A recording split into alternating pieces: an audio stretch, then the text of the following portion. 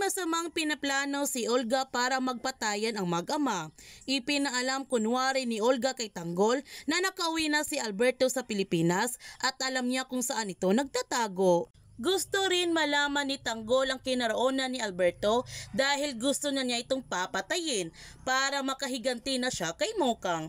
Kaya ibinigay ni Olga ang bagong warehouse ni Ramon para doon na sila magpatayan dalawa. Agad naman nagpunta si Tanggol kay Supremo para sabihin sa kanila na alam na niya kung saan nagtatago si Alberto.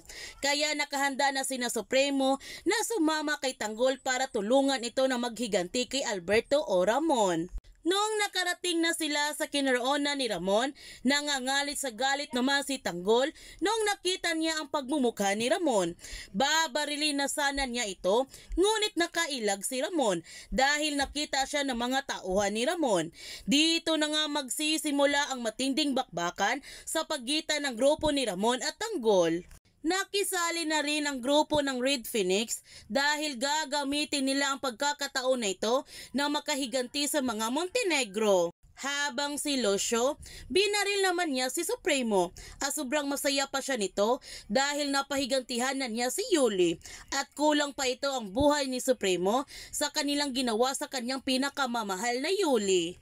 Nagalit si Amanda sa ginawa ni Lucio kay Supremo kaya pagbabayaran niya ito ng malaki.